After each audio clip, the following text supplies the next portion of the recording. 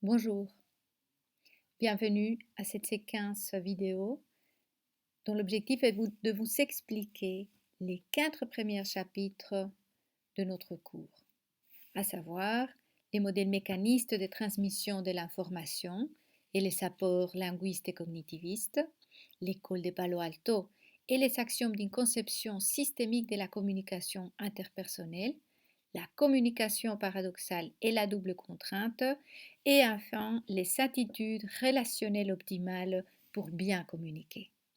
Sachez que les diaporamas, c'est-à-dire ces documents que vous avez au fond de l'écran en PowerPoint, représentent un document ou est un document tout à fait complémentaire du syllabus, je le cherche ici, qui est posté dans la rubrique de 4 premiers chapitres du cours.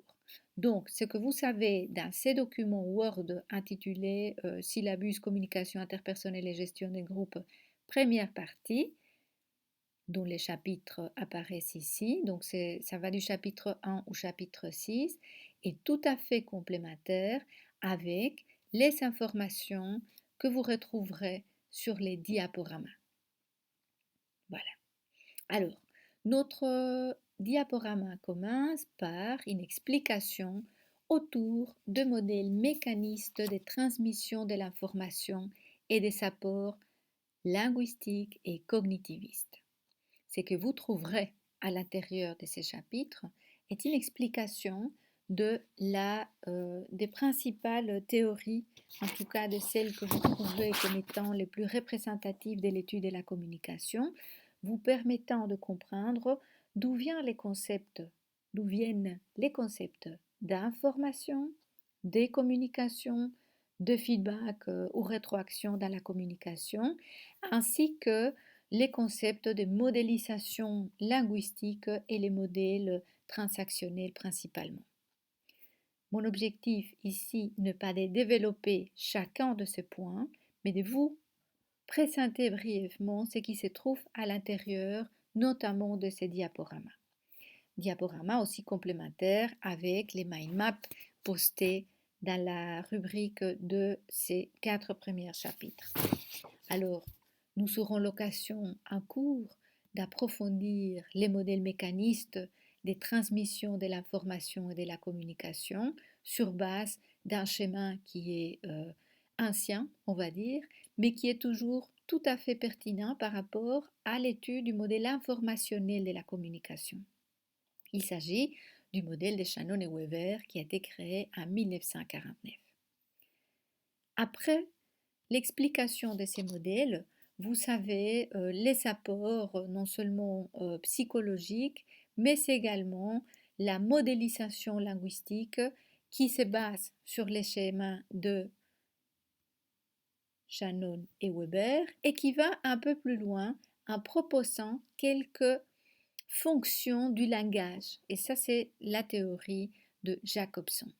Nous verrons à l'intérieur de cette théorie les rôles de ces 5 ou 6 facteurs de la communication, à savoir les destinataires ou les metteurs, les destinataires ou les récepteurs, les contextes, les messages, les contacts et les codes métalinguistiques ou métacommunicantes par lesquels on communique ou on établit une relation qui passe ou qui va au-delà d'une lecture de premier degré de la communication pour aller vers une interprétation ou une lecture de ce qu'on ne dit pas, mais qui est dit à l'intérieur d'une communication.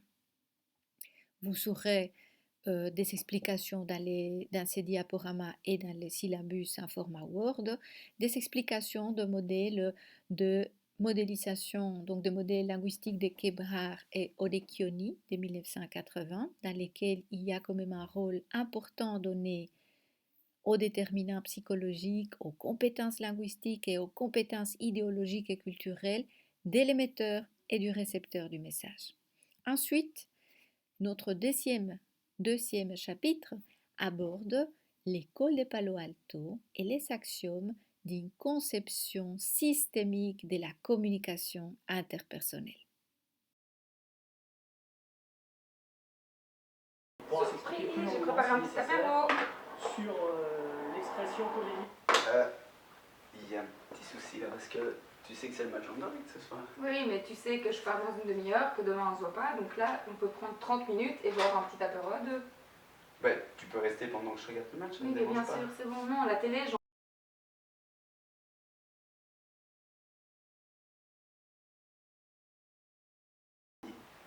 C'est pour ça que j'ai pu regarder le foot au soir, c'est parce que je t'ai fait plaisir à midi. Donc pas le maintenant j'aimerais problème, regarder, non, c'est la mais- finale du match. Je vais regarder ça, ça te dérange pas? Mais si, ça me dérange, il en est hors de question. Tu regarderas pas le match, tu comprends pas en fait. Non, mais tu vas te calmer, c'est bon, on prend l'apéro à deux et calmos, voilà. Ouais, bah, Santé. je prends le verre hein, et je vais regarder le match dans la chambre. Ciao. Tu rigoles là? Après avoir visionné cette séquence vidéo, il est pour nous pertinent, en tout cas par rapport à cette courte séquence vidéo, de vous expliquer les axiomes de la communication. Comme vous l'avez observé, même en n'étant pas à l'écoute de ce qui s'est passé dans cette interaction et en écoutant quand même une partie, nous avons quand même pu observer que cet échange était porté par des signaux, par toute une série de formulations ou de comportements qui nous sont permis d'observer et de déduire un peu l'ambiance dans laquelle cette communication avait lieu. La communication est donc un processus, c'est quelque chose qui évolue, qui s'élabore. Et de ce fait-là, il est impossible de dire ou de déterminer avec précision le moment à partir duquel on peut parler d'un début de la communication et d'une fin de la communication. Nous avons pu observer que la communication est reliée à deux niveaux. Les niveaux relationnels, la posture, les regards, vous savez observer dans les non-verbal qui est lié au langage digital et analogique de ces deux acteurs, qu'ils ne s'étaient pas à l'aise, ils n'étaient pas contents, et c'était plutôt dans une scène de dispute ou de malentendu, on va dire, au niveau du couple. Donc, la relation et la manière dont se passe la communication, les gestes, les débits, les regards, la posture du corps, etc., qui sont liés à un contenu. Les contenus, et c'est ce qui est dit, dans l'interaction. Et donc, il va correspondre plutôt à ce qu'on appelle un langage digital, ce qui est dit, la langue de référence, les codes culturels de référence. Et le langage analogique est composé par les postures, les mouvements qui sont liés plutôt à un langage non verbal, un langage tacite, par rapport auquel, en principe, les deux partenaires de la communication sont d'accord. Les interactions dans la communication humaine, en tout cas, d'après Václavic, peuvent être classées en symétriques et complémentaires. Une interaction symétrique est une interaction qui est fondée sur l'égalité. Donc il y a comme une symbiose, une bonne compréhension au niveau relationnel et ou au niveau du contenu entre ces deux partenaires à la communication. Donc, même niveau relationnel. Et il y a ce qu'on appelle les relations complémentaires. Ça veut dire qu'il y a deux intervenants, des acteurs, on va dire, de l'interaction qui se complètent. Donc, il y en a un qui a un comportement de complémentarité, d'autorité, des relations hiérarchiques. Il y en a un qui demande et l'autre qui donne. Et dans ce sens-là, ils se complètent très bien. Ce que nous avons pu observer, en tout cas dans cette scène que vous venez d'observer, c'est que même si au niveau physique, on va dire, les deux acteurs étaient au même niveau, on va dire au niveau symétrique, au niveau comportemental, puisqu'ils s'étaient assis sur le même canapé, il y avait entre eux une relation qu'on va cataloguer comme complémentaire. Pourquoi? Parce qu'il n'y avait pas une entente. Il y avait un qui disait, l'autre qui répondait, et la scène se clôture d'ailleurs par l'un des deux partenaires, dans ces cas-ci c'est les messieurs, qui s'élève, qui prend son verre et qui part. Donc c'était une relation complémentaire qui, puisqu'elle était exacerbée, finit dans la rupture, dans les conflits. De la même manière, une interaction symétrique ou égalitaire qui ne change pas peut aussi engendrer un conflit dans la relation. Les contextes, ils jouent quand même un rôle très important dans l'interaction puisque c'est cet ensemble des règles tacites, des règles comprises, explicitées par les partenaires de l'interaction qui va jouer quand même un rôle déterminant dans ce qui va se passer dans l'interaction et qui va nous permettre de comprendre le pourquoi, les comment du comportement des acteurs. La dernière question ou les derniers axiomes de Paul Václavic, l'école de Palo Alto, est liée à ce qu'on appelle la ponctuation des séquences d'effets. Ceci veut dire, en pratique, que chacun a une manière de voir ou d'interpréter ce qui se passe dans la réalité et que les points de vue de chacun des interlocuteurs, parfois, est ponctué de la même manière, donc ils comprennent ce qui s'est passé de la même manière ou ce qui a déclenché la réaction de l'autre de la même manière, ou bien la ponctuation n'est pas la même et là, on est dans une divergence qui pourrait être à l'origine d'un conflit dans la communication. Vous allez trouver plus d'éléments vous permettant de comprendre les axiomes liés quand même à une lecture obligatoire liée au livre de Václavic, Une logique de la communication. Après notre deuxième chapitre, nous passons à ce qu'on appelle la communication paradoxale ou la double contrainte.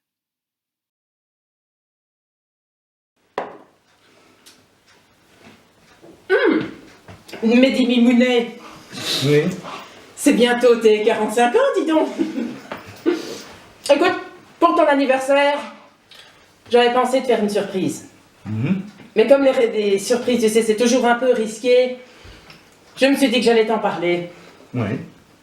Alors je me suis dit, on pourra faire une grande fiesta, ou alors faire ça plutôt dans l'intimité, ici avec quelques copains.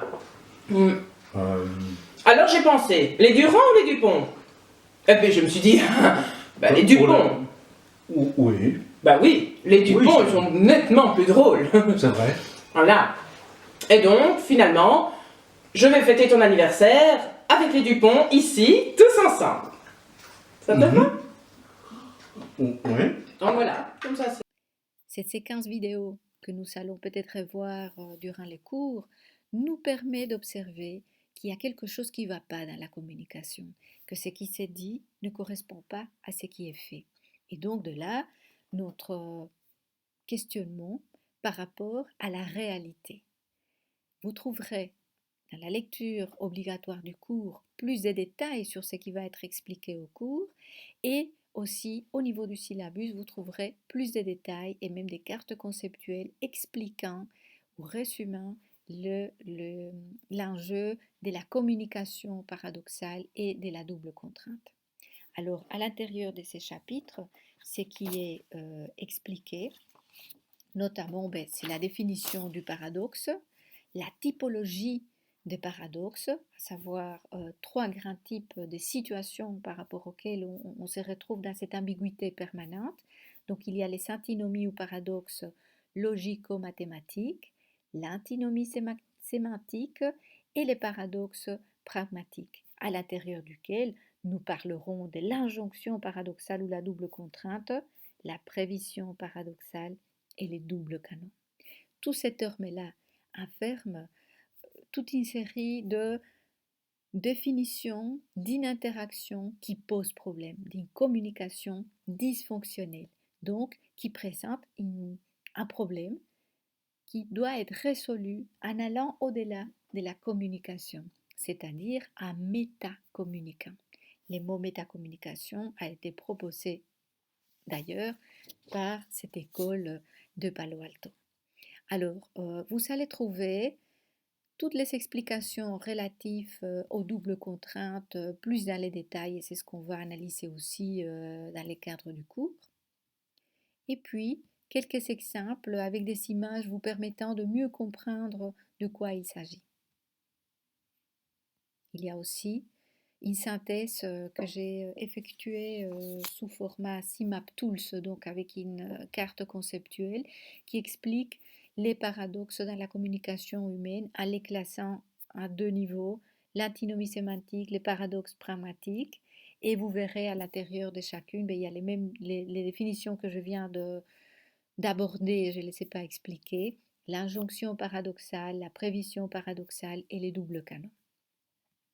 Le chapitre 4 est lié à ce qu'on appelle les attitudes relationnelles optimales pour bien communiquer. Ces chapitres vous présentent quelques théories de la bonne communication, donc des concepts, des cadres théoriques, des cadres méthodologiques vous permettant de mieux comprendre comment fonctionne la bonne communication, c'est-à-dire la communication qui n'est pas malade, qui ne nous amène pas à une rupture, parce que les conflits est quelque chose d'intéressant dans la communication. Les conflits est présent lorsque il y a une mécompréhension, un malentendu par rapport à la relation ou au contenu. Et donc, il est intéressant, voire pertinent ou souhaitable, de surmonter ces difficultés en communiquant. Seulement, ces attitudes, ces manières de communiquer, ils ne sont pas toujours inhérentes à l'être humain. Elles se pratiquent, elles se développent. C'est même des techniques parfois qui prennent énormément de temps à être développées, tellement ça amène à une réflexion profonde sur soi et sur sa manière de communiquer.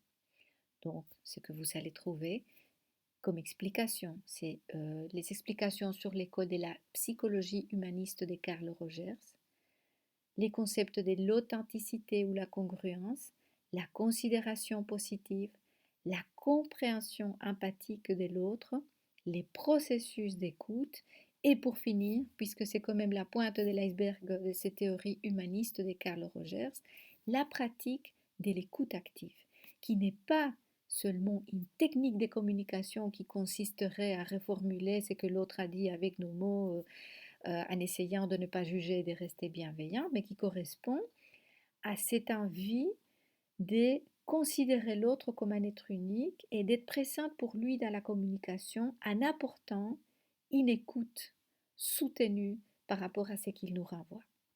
Donc, vous aurez l'occasion d'approfondir ces concepts-là en regardant en détail ces diaporamas ou en lisant les syllabus ou bien encore mieux en préparant vos prestations expérientielles.